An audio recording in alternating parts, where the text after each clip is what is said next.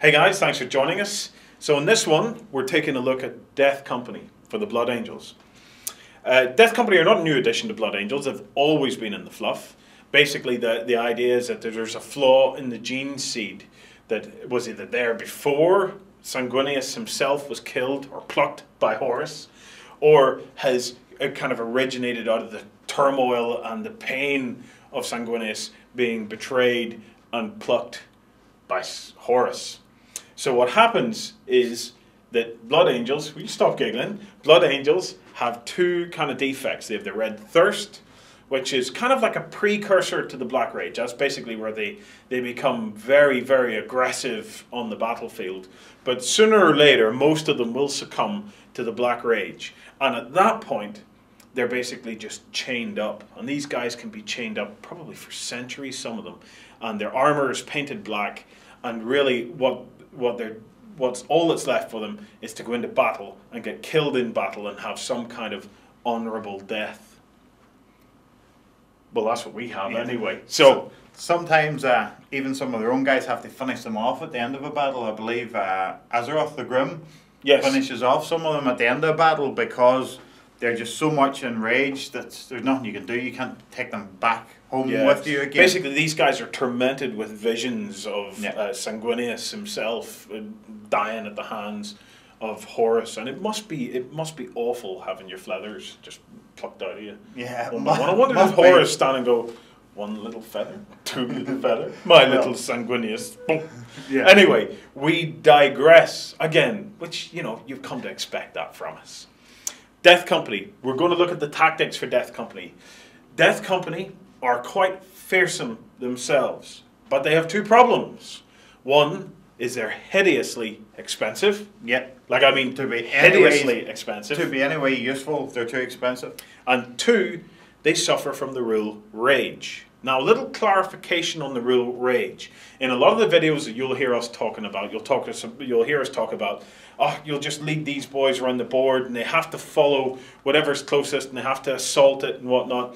There is a clarification here in the Rage rule. You don't have to assault the nearest unit, okay? But you do have to rage towards it. So it is a very subtle thing because 7 out of 10 times you're going to assault it anyway, but you don't have to assault it. But it is important to get that across to you because there could be a situation where you're raging towards a Land Raider, and when you get to within striking distance of the Land Raider, you might also find yourself within assault distance of a tactical squad, at which point you can choose to assault them. You don't have to assault anybody. This is the daft thing about the Rage rule. You get Rage, you have to move across the board, and if you're going to run, you have to run towards the nearest enemy. Then, when you get into assault range, you stop. You just stop. You can say you have the option to just stop. It doesn't say you must assault. It just says you rage towards it. You rage towards it, and then you. We've got here now. Well, we rest, guys. We've raged long enough. Yeah. There is a reason for it to be there because you could end up just assaulting something that you couldn't even damage. But let's be honest. A Land Raider Redeemer, you rage towards it, you rage towards it, you rage towards it, and then you stop. Well, that's great for the Redeemer. He just brings both flamers to bear, and then that's that. So it is something that you need to be aware of. You do have to rage before it. This could be a unit 72 inches away on the other side of the table, and it's the only unit you can see, and lo and behold, you have to start raging towards it. We have a little technique for raging, so if you're ever playing against a Death Company unit, what we're talking about here is 2 pieces of terrain, one on either side, and it's simple, Darrell. You get a guy on this side and a guy on that side, and you have get it set up with your Death Company here. You pop your guy out, they rage towards him, you pop him back in, pop the next guy out, they rage back. And we call that Death Company tennis. Because they can't keep raging towards the guy they don't see, so all of a sudden the guy in front of them disappears out of sight behind a tree. Some guy hops out behind them and they rage backwards and forwards. You guys that do the jump, shoot, jump with your towel, that might work quite effectively for you as well. Shoot. So it is a silly kind of a rule. I'm not best pleased with the Rage. If they had been cheaper, Yep. I would have accepted rage, but the fact that they're expensive, you know, once you fit a Death Company out with a jump pack is an extra 15 points on top of their base cost of 20 points. That's 35 points for a jump pack, an assault marine in Death Company. Yeah. Yet a standard assault marine is 18 points. Well, these guys have advantages as they have relentless, feel no pain, furious charge, fleet, but it's no good to you if your opponent gets to choose where they go with this. Well, this is it. You have let's just say, we'll put it like this way, your opponent has as much control over these guys as you do. Probably more control, because it's his models that you have to rage towards. Yeah. So we're talking like guys, Death Company in normal power armor, set up like a tactical squad.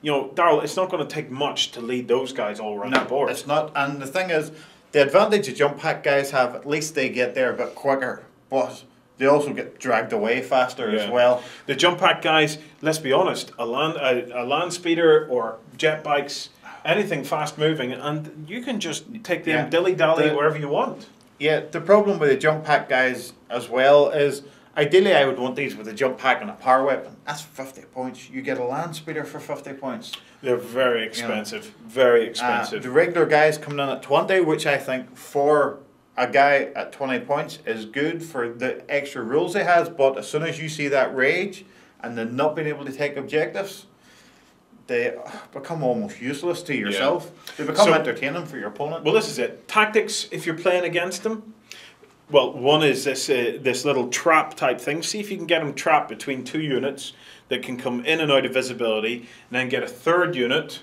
you know, that's further away than each of those two, and have that just constantly spit fire into it. The other thing, see if you can lead them out of the game. If you have a spare unit, scouts, anything at all, just see if you can lead them out of the game. If you can leave them with only one unit that they can see, and that unit is completely in the wrong direction, if it is your scouts who just infiltrate it on the side, hide everything else out of their line of sight. If you can't always do this. Yeah. And they'll turn around and they'll start marching back across Now, it should the board. be said that although we used a Land Raider and a Rhino here for effect, you couldn't do this with your vehicles because they'll rage towards your vehicles. Yeah. There would have to be two pieces of terrain that you're trying to lead them into. Now, using anything that's fast, you can start to lead these guys around the board. And that is the difficulty we have with them. Other than being expensive, you don't have a lot of control over it. So, Darrell, how do we make them work? The only ways to make them work is to put them inside some of your vehicles. Because your vehicles won't rage. No, and they won't see out of the vehicle to rage. Yeah. So it's not so bad. I presume they may even get to pop out the top hatch of a Rhino and shoot at you. But because the unit doesn't really see out of the Rhino, which is a good way round. But inside a vehicle, they're still not claiming objectives, which is a big thing in 2 of the 3 missions. And I personally think in the other mission they would have been easy enough kill point for your opponent, because he can drag them where he wants them. Yeah. You know. That's the final big drawback of the Death Company.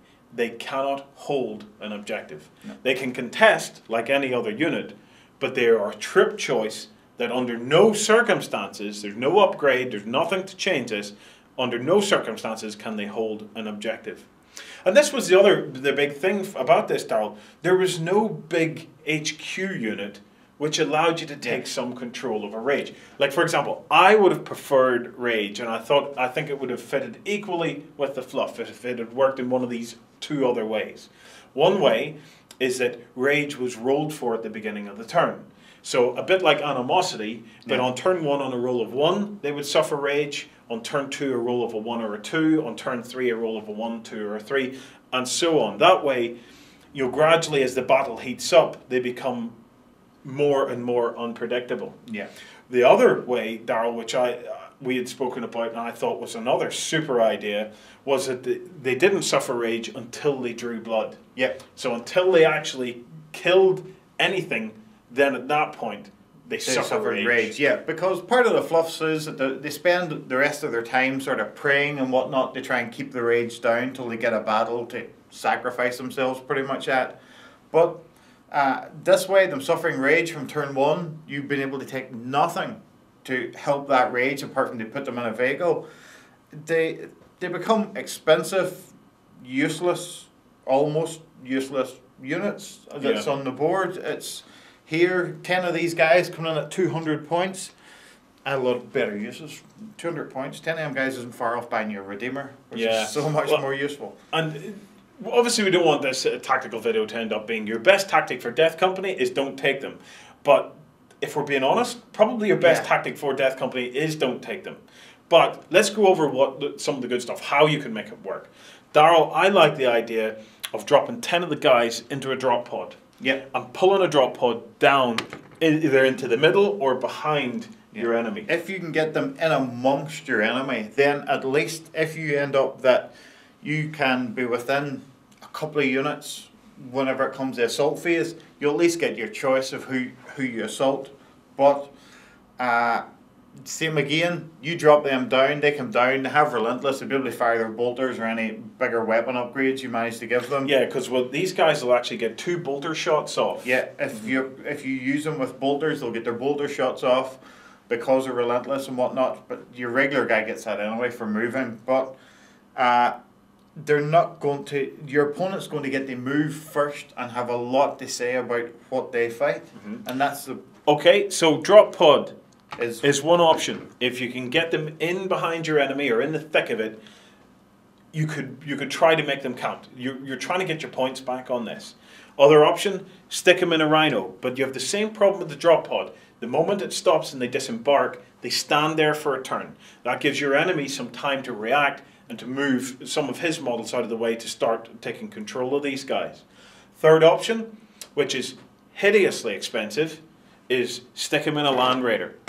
In this case, you could put 16 of these guys into a Land Raider Crusader and skittle that across the board to wherever you want, and then because it's got assault doors, they can just assault out of it. That seems to me the most surefire way to get these guys into combat. But let's be honest, to make these guys super effective in combat, you'll want to give them power weapons. But the time you've done that, you're not getting far off Terminator costs, really. You're getting 10 of them guys in a Redeemer is coming in at like 590 points with power weapons. You know, it's a huge amount of points in a unit. They're hard to justify having in the game, as we've said. I like the fluff. I like what they do is entertaining. Putting them in vehicles is probably your only choice. If you take the guys with the jump packs, you can deep strike them, which is an option. No, the difficulty with deep striking is the same as the drop pod. The minute they deep strike, they stand there for a turn. And you're always giving your opponent time to react. At least with the Land Raider option, you get them into battle, Darrell, they kick ass. But you know what? Then you've got another problem. When they've finished that unit, what next? You can't get them to rage back into the Land Raider. No. If they see something, they're going to rage off towards that. And then you're going to end up expending your brain power to try and work out if you can get your Land Raider between them and what they're raging towards to get them to rage back into it. They are a thinking unit. They're going to take a lot of energy from you personally to try and play these guys. See that there? I personally think if I went with an army of this, and I think I'm pretty good at this here. I have an opinion of myself. I think I would struggle to win a game against even a kid because you would get your ass handed to you. Well, there's a couple of upgrade characters that we can use along with Death Company. But before we get to them, we're going to talk about the best thing about Death Company. And that is for every 5 Death Company you take, you could optionally take a Death Company Dreadnought. Death Company Dreadnoughts kick ass, but they rage also. They rage also, but they can have blood claws and possibly a Magna Grapple. We'll double check this. Yes, they can have both pair of blood talons, so they can replace blood fists that they have with blood talons. We've spoken about blood talons in the Dreadnought video. They can have those for free, and they can take a Magna Grapple for 15 points. Now, these guys are great. They do suffer rage, but the beauty of a Dreadnought is a Dreadnought has a field of vision of 180 degrees, so it can basically see from the front to the side. That's me doing my best air hostess kind of move there. Whereas for a normal infantry unit, it actually goes all the way around. You measure from the head. You know, we get some debate over measure from the eyes and whatnot, but realistically, these units can see all the way around. If you can't see behind you guys, then obviously if you assault it from the rear, you would die. Yes. Yeah, so obviously a regular trooper's 360 line of sight. So anyway, options for the Dreadnought. Again, Darrell, I'm a big fan of sticking these Dreadnoughts into drop pods. And for me, my ultimate tactic for them is, bam, straight in behind you. Dreadnought gets out with bud claws, armor 13 on the front. I don't care if he rages, because he is going to cut through a unit if he catches it. If you give him the blood fists, then it doesn't matter what he hits, he'll squish it. And one other super rule for the Dreadnought, for the Black Company Dreadnoughts, is they're a fleet. Yeah. So they are pretty fast as well. You know, those guys could move 6, fleet up to 6, then assault 6. Yeah. So if I can get them drop podded in behind you, the only things that will be safe from it are your fast units. And even your fast units, I have a slight chance of being able to catch them. They are a good combat vehicle. The unfortunate thing is you have to take the regular guys to get them. Once they get into combat with you, you're in trouble. The disadvantage, if you take the Blood Talon guy, it goes down to strength 6. So if he ends up fighting an ordinary Dreadnought, he's in bother. Yeah. But he is against troops. He'll munch away. He'll have them for dinner. He's a mincing machine. Yep, totally. And, you know, nobody minces better than the Blood Angels. No. Let's be honest. Nobody. So that's one option. Now, what if you don't get him down in behind your unit, behind your enemy? The other thing to do with the Dreadnought is walk it backwards. You know, there's nothing in the rulebook that says a Dreadnought can't walk backwards. I think it doesn't suit the fluff though. Although I'm not a fluff. You can call cheese on this if you want, but if I have a Dreadnought that suffers rage, I'm going to walk it backwards. What's the drawback? Drawback is armor 10 on the back. Yeah, you probably won't make it across the board. You could walk backwards and fleet backwards, but even a guy with a bolter can immobilize you if you are walking backwards. So it is dangerous, but it is a good way if nothing else works. If I have 2 units and I'm trying to get closer to one than the other, I'm going to fleet backwards until I get there, and then I'm going to turn it around. Because Darrell, I can walk it backwards, I can place him backwards, I can walk him backwards, and I get a free move to turn it around at the end anyway during the movement phase. So as long as there is nobody behind you. Well, yes. Then you'll walk backwards, and maybe my scouts come on. My Space Wolf scouts would be great at this. You'd be fleeting backwards across the board, and my scouts would come on you after and around, run back towards me. Because you can't stand in the middle of the board and face backwards both ways. Well, that's exactly right. Yeah. But there are some options for Death Company. Now, upgrade characters. We have Lemartes, Guardian of the Lost. 150 points, Darrell. Okay? Some special rules. Descent of Angels, so he's going to be able to deep strike accurately. Yeah. The Black Rage, Fearless, Feel No Pain, Furious Charge, Fury Unbound, Liturgies of Blood, and Relentless. Fury Unbound, I believe, he comes with 2 attacks and 2 wounds, and if you wound him, Fury Unbound, that's the wrong page, Warren. If you wound him, he goes up to 5 attacks, but he is still suffering the Black Rage. Yeah, so Fury Unbound. If a foe harms Lemartes, the Chaplain's Rage just grows stronger for the provocation. If Lemartes suffers an unsaved wound, but is not slain, his strength and attacks both immediately increase to 5. Yeah, the thing is, if you were using these guys and somebody hit you with a power weapon or something, you could say, as long as it's not a power fist, you could say, I'll take that wound on Lemartes. Because then he would go up to having strength 5 attacks, and then you could hide him in the unit the rest of the time. But that increase is for the rest of the game. Yeah, but it still is Death Company, and he's 150 points. Yeah. He's as dear as Gabriel Seth, who's an XQ who doesn't suffer it. Seth's only 160. The Liturgies of Blood on a player turn in which they assault. Okay, so during any of your assaults, Lemartes and his Death Company, the whole Death Company, can re-roll failed rolls to hit and to wound. Yep, which is good. That is fearsome, Darrell. But you'll never get to assault who you want to assault. Virtually, never. But that also includes the dreadnoughts with the blood talons. He can't join the dreadnought. Doesn't matter. It says here, on a player turn in which they assault, Lamartes and his death company can re-roll failed rolls to hit and to wound. I would imagine that applies to the whole death company. I don't know, I would have thought it applies to the one big unit of troops, but besides that...